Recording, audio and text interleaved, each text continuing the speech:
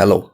I'm Osuka Rui, and I mostly speedrun fairly obscure N64 games. These games generally don't have a lot of speedrunning documentation, so in this series I want to cover the game's history as a speed game, including the world record progression and interesting speed tech like glitches, skips, and movement, along with my personal experience and thoughts on these games. I hope you enjoy.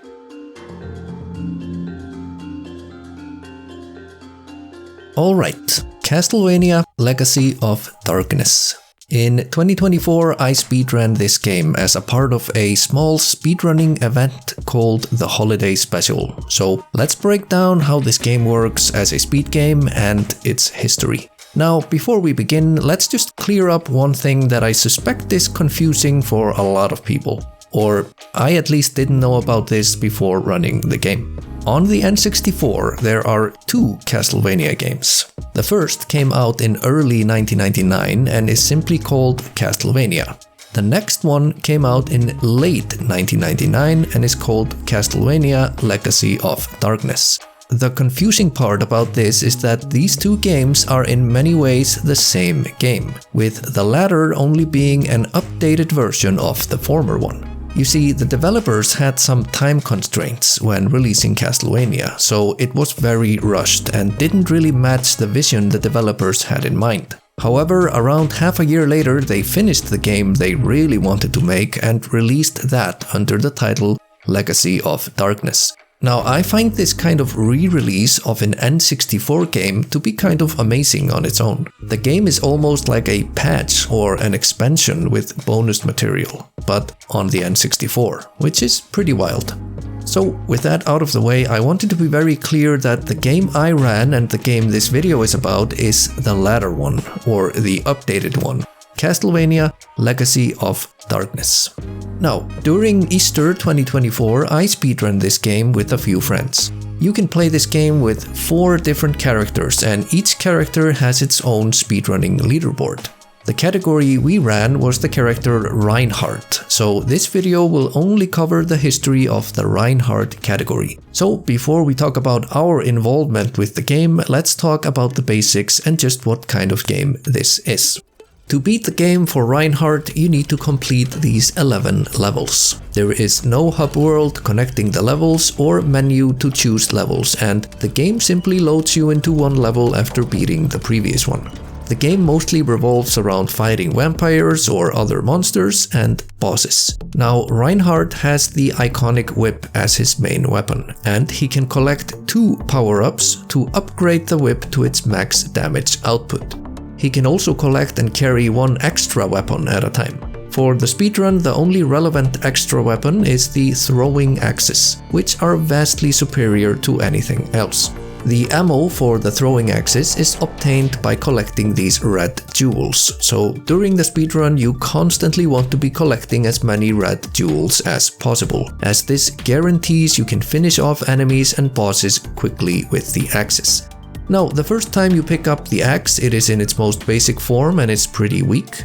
If you then pick up a second axe, it will upgrade, and if you pick it up a third time, the axe will upgrade one more time to its max potential. So, at the start of the speedrun, you want to get 3 axes as soon as possible, along with collecting 2 upgrades for the whip to get to your max damage potential. However, if you die at any point through the run, you will lose all your power-ups and have to recollect the power-ups for the whip and the 3 axes to get to max damage again. This means that dying during this speedrun is extremely costly. Not only do you lose time redoing the parts from the last checkpoint, but you also lose all your upgrades, making any upcoming fights that much more difficult, slow, and dangerous, along with the time of having to recollect all the upgrades. The last thing to mention here is that the game has a day and night system, where certain doors can only be opened either during night or during day, and certain events only happen at certain parts of the day. 1 full day in-game takes around 8 minutes real-time to pass, with each day and night cycle lasting around 4 minutes. This makes the speedrun somewhat cycle-based, where if you miss your window for opening certain doors, you could potentially lose just under 4 minutes. This is, however, rarely the case since you can collect sun or moon cards that allow you to change the time from day to night or vice versa, depending on which card you use. But yeah, this is pretty much it for the basics of the game. Just upgrade Reinhardt to max damage, plow through the enemies and finish the levels to reach Dracula, the final boss, and beat him to finish the game. Now, as for the history of speedrunning this category, the first runner to run Reinhardt was Wingelbert, who on the 24th of March 2015 achieved a time of 1 hour, 1 minute and 32 seconds. Unfortunately, this run and a lot of this history has very little video evidence remaining, and in fact, out of the 11 world records set, only 5 have video evidence.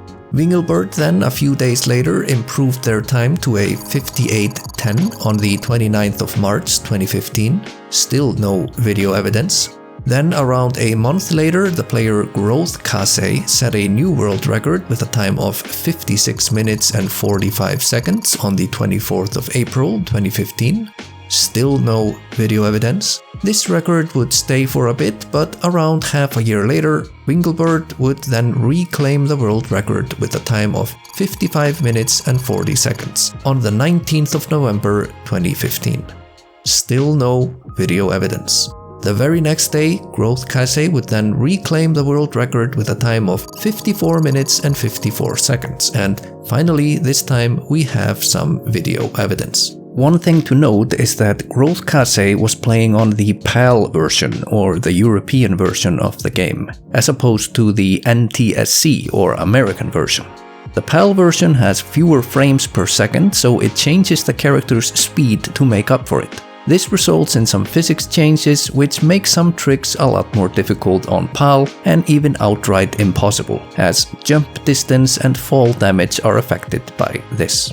Anyway, let's take a look at their run and see what kind of tricks were used to make it faster. Now, one thing to mention, I was unfortunately not able to find out who discovered a lot of these tricks. With this game being a remake or patch of the original Castlevania 64 and some of the glitches and skips working on both versions, it made it a bit tricky to find the original innovators. Furthermore, some of these strats were first discovered for one character but had to be tweaked to work for Reinhardt. So knowing who did that part of the discovery can be difficult. I do want to say though that the previously mentioned player Wingelbert is responsible for a lot of these skips. Now let's take a look at these innovations, and I'm going to hand it over to none other than Reinhardt himself to explain. Thank you, Osukarui. Reinhardt Schneider at your service. Each moment that Dracula yet draws breath is a moment in which innocent blood may be spilled. Thus, in my crusade against him, speed is not a luxury. It is a necessity. Allow me to demonstrate how, throughout my quest, I have devised a series of maneuvers to hasten my journey toward the Dark Lord's defeat. The first of these can be found early in my travels, within the Forest of Silence. The architects of this cursed place intended that one should descend into the tunnels below, traverse their winding depths, and emerge at the base of a great gorge to press a switch and continue onward, as shown most helpfully in these diagrams Osukarui has provided. I, however, prefer a more decisive approach. With a leap born of both courage and perhaps a touch of recklessness, I cast myself from this ledge and land upon the opposite side of the gorge. The fall would surely cripple a lesser man, but I, by sheer fortitude, endure the impact, though only just. My path thus cuts straight across the chasm, bypassing the tunnels entirely. Quite the stroke of ingenuity, if I may say so myself. The maneuver leaves me gravely wounded, yes, but the foes ahead are of no consequence to one of my might. I should note, however, that the speed wizard known as Christian F23 is said to have discovered a similar method for my companion Carrie, though the question of who first employed it for myself remains shrouded in mystery. Later, in the section known as the Tunnel, the builders constructed a precarious suspension railway, one meant to test both endurance and nerve. Most travelers are forced to battle waves of enemies and make perilous leaps from one moving platform to the next. But I, being not only mighty, but also rather cunning, take a different course. I first activate the mechanism by stepping on this platform, then disembark and return to this log here. When the platform approaches, I leap forward, seize it with both hands, and cling beneath it until the end of the passage. Admittedly, this maneuver saves little time, but it spares me needless struggle, and a warrior must sometimes permit himself a measure of efficiency over exertion. Further on, in the dual tower, I am confronted by a most obstinate werewolf. Fortunately for me, intellect is not among his many virtues. If I position myself carefully and simply wait, he will, in his frenzy, leap headlong into the waters below. A tragic end for the poor creature, but an efficient one. Not that I shy away from battle, mind you, but as the saying goes, wisdom often triumphs where brute force falters. Then, as my journey nears its end in the clock tower, I would ordinarily be forced to ascend through the entire structure to reach a lever that opens the path forward, like shown on the diagram here. Yet, through a bit of daring and calculation, I may instead leap outward, twist midair, grasp a lower ledge, and drop directly to the lever's perch below. The fall is severe, but my endurance is greater still. Thus, my route becomes swift and direct, bypassing much of the climb altogether. And finally, our confrontation with Dracula himself. Once he assumes this grotesque monster form, many would face him head-on in some misguided pursuit of honor. I, however, am not so foolish. By slipping behind him into his blind spot, I can strike swiftly and end the battle in mere moments. Perhaps it is not the most noble of tactics, but when facing the Lord of Darkness himself, one must favor consistency over foolhardy impetuosity. Alright, thank you so much, Reinhardt. Now, the very same day that Growth Kase reclaimed the world record we just talked about, the 20th of November 2015, Winglebird would actually strike back and reclaim the world record with a time of 54 minutes and 43 seconds, making it a 12-second improvement. Unfortunately, again, no video evidence remains. Around 1 month later, on the 18th of December, Winglebird then improved the time to 52 minutes and 57 seconds, breaking 2-minute barriers. Yet again, no video evidence. Then, around half a year later, on the 21st of June 2016, Winglebird would set their last world record with a time of 52 minutes and 38 seconds. And this is the only run of theirs that actually has video evidence. Let's take a look at what improvements had been made to the route and the skips used. So again, Reinhardt, take it away. Much obliged. This next maneuver is, if I may say, rather daring. Let us consult the diagrams once more. Outside the villa lies a maze, and normally one must follow a child to this point. Then proceed to another spot over here to retrieve a key in order to unlock a door beyond. Only then may one reach the basement and continue onward. The Speed Wizards, however, have discovered a clever deviation. I may traverse the maze as normal up until I reach this tower structure. I then climb upon the rail here, and, with careful aim, leap towards this statue, thereby passing through the hedge itself. One might imagine the hedge filled with impenetrable branches and leaves, yet, as if by some curious magic, within there lies nothing at all. The ground itself is invisible, a void that defies reason. From this uncanny vantage, I may stride directly to the door leading to the basement. The resulting path is most efficient, a nifty little shortcut if I may be so bold. This maneuver was discovered by Speed Wizard Winglebird. Later, within the castle center, I am tasked with carrying a magical nitro a great distance to demolish a wall. This explosive, however, is most volatile, and to jump while holding it would spell instant destruction. In one section, I must creep along a slowly turning cog, moving at a pace most tedious. Yet, with a measure of cunning, I may slide along the cog's edge from the outset, arriving at the far end without the slow, careful march. A brilliant strategy, first uncovered by the skillful Speed Wizards Narcissa Wright, Christian F23, and Winglebird. Further along, within the dual tower, a fearsome were-leopard bars the way, and the path remains closed until the beast is vanquished. A direct confrontation, though, is most unpleasant, and I prefer to avoid it entirely. To accomplish this, I may skirt the arena, climb to this ledge, and position myself precisely. By leaping at a careful angle, I can just barely grasp the next ledge and continue onward, leaving the were-leopard behind, none the wiser to my passage. This maneuver was discovered by speed wizard Winglebert. The final new maneuver occurs within the clock tower. In one chamber, massive rotating pillars rise, each crowned with jutting platforms, requiring a careful traversal as shown in the diagram.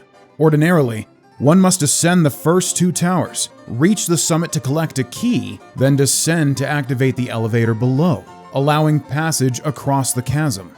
One would then continue to traverse the remainder of the room. Yet, thanks to the ingenuity of the speed wizard Christian F23, I have discovered a swifter course. Climbing the first two pillars, I may bypass the key entirely. With a precise leap, I grasp a platform and climb atop the elevator room. Then, with another deft jump, befitting my dexterous and limber frame, I clear the chasm entirely, reaching the far side with ease. Quite the feat, if I do say so myself. The route thus appears as follows. Ascend the first set of spinning platforms, leap to the roof above the elevator, and spring across the chasm. Positively splendid, I must say.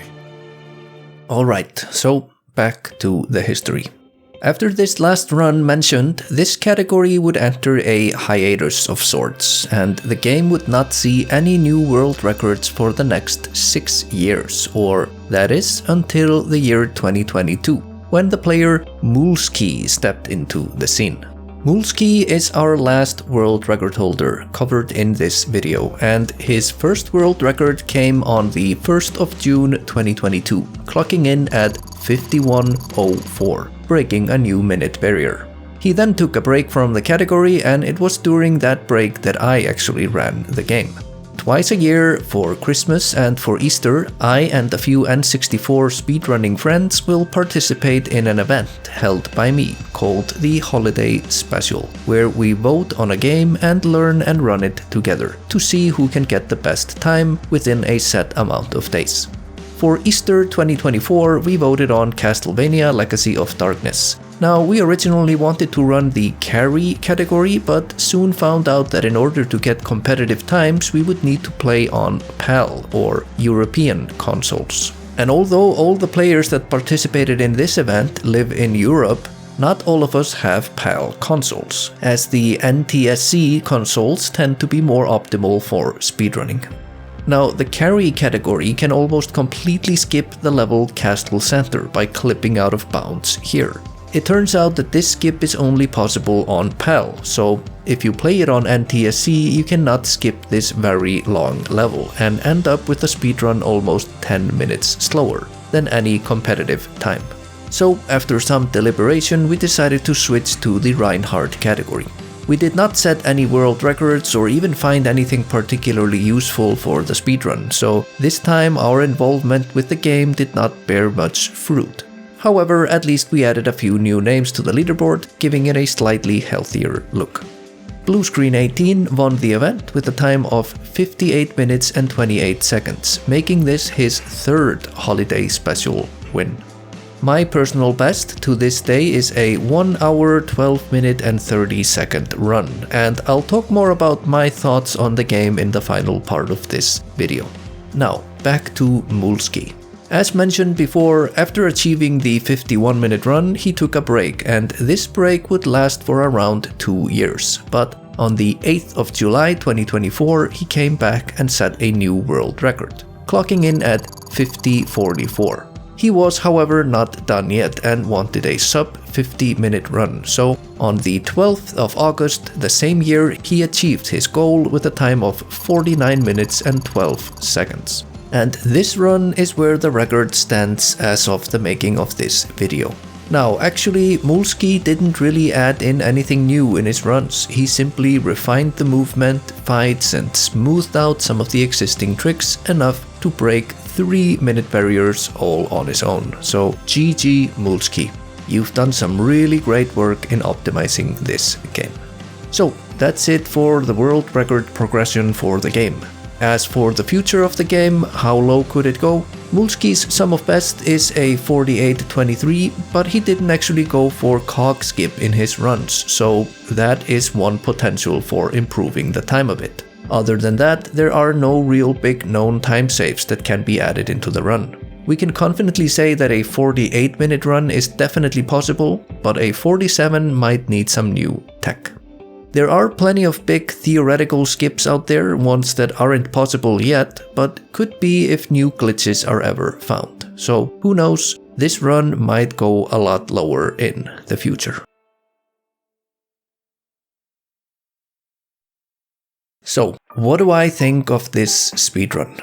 Well, honestly, I'm not a fan for a few reasons. First off, it's just the fact that this is a combat-heavy game. I'm generally not a fan of fighting in speedrunning, especially hand-to-hand and close-quarter combat, which this game has a lot of.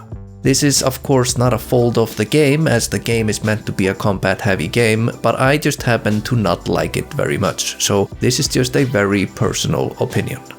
Secondly, I don't like the power-up system and how you lose all your power-ups when you die. I feel this mechanic makes the game especially punishing to new runners and makes learning the speedrun kind of frustrating. The way I like to speedrun games is to learn the basic route and then just play through the game a few times without too much practice. Unless of course there are some essential tricks to learn, which I will then practice. I then like to just gradually improve my time and get slightly better with each run. With Castlevania, it just felt so incredibly deflating to die multiple times and lose all the power-ups to have to collect all of them again. I was just bleeding so much time that I just felt more frustration than the sense of getting better at the game. Now, I don't want it to sound like I'm making excuses, and just so it's clear, I absolutely suck at this game and was very lazy in regards to running it. It's kind of circular actually. I was lazy and did not get good enough at the game because I didn't like the power-up system, and I did not like the power-up system because I was not good enough at the game. Now, the third reason I don't like the game is because of the day and night cycle, which again makes the game somewhat clunky for speedrunning. Again, especially for beginners. There is a strat where top runners will have to play through around 6 minutes before reaching a spot where they might pick up a moon card to change the time of day. However, if you are out of luck and the game doesn't spawn a moon card, the cycle will be off and you will lose several minutes, essentially ending the run. So top level runners will just have to grind through these 6 minutes in the hopes of getting a moon card to actually start a run. Now that's already bad enough for top runners, but for me, a rookie speedrunner, I was so slow that all the cycles were essentially just random, and I remember there were several spots where I had to wait a few minutes just to be able to open a door to progress. This again just felt extremely frustrating and took away any will to further learn the game. Lastly, and this might be a bit superficial, but this game just doesn't have a lot of glitches and cool looking speed tricks, so it never really piqued my interest all that much. I love games where you have to go out of bounds and do text storage and clip through walls and all that any percent speedrunning type of stuff. And although tricks like that shouldn't really matter for the enjoyment of a speedrun, I just find skips and tricks like that so fascinating that it's really a big part of why I like speedrunning. There's something just so fascinating about how a game breaks down and changes when speedrunning, compared to the casual playthrough. Knowing there were so few glitches and tricks, the game just never felt very exciting to me as a speed game. Now, I don't know if any of my criticisms even count here, because I gave up on the game so quickly that, frankly, it's debatable you could even consider me as having learned this speedrun properly. I would say that if you want to speedrun this game, you kind of have to go all in and learn the route properly, with good practice before doing runs. This game doesn't really suit the style of just go for it and try to go fast type of playstyle, in my opinion. Now, I do want to mention some positives as well. There are a few very nice platforming sections, and especially the level Tower of Execution. That level is just a platforming gauntlet with a lot of cool jumps and things to avoid, so playing through that part fast can feel super satisfying. But again, I feel even that good part of the game is overshadowed by the fact that dying makes you lose your upgrades. So again, as a beginner, you end up playing a lot slower than you would like to do, just to keep things safe, to keep the upgrades. So it's kind of unfortunate that even in this great part of the game, I was never really able to fully enjoy it in actual runs. Now, since I have mostly just had somewhat negative things to say about the game, I want to offer a bit of perspective by quoting Mulski, the current world record holder, on his thoughts on the game. Quote, "I like the movement in the game, how boss strategies vary between each character thanks to their unique movesets and the skips being fairly easy overall, while still having a good number of them. Carrie and Reinhardt have this section early on where they are rushing to the Willis Rose Garden before 3 AM. Some may call it an autoscroller, but optimally it becomes this game of time management where you can choose to pick up or skip some jewels depending how the platforming and the bosses went. I find that and jewel management interesting, but I would still prefer it if there was a way to skip the RNG moon card needed for that section. Without the debug codes, that is. Since other than that, the game is pretty much RNG free. The game also just has this good vibe going on." End quote. So yeah, for a runner who learns this speedrun properly, I have no doubt that there are many more positive aspects to be found while running this game. But okay, that's it for this video.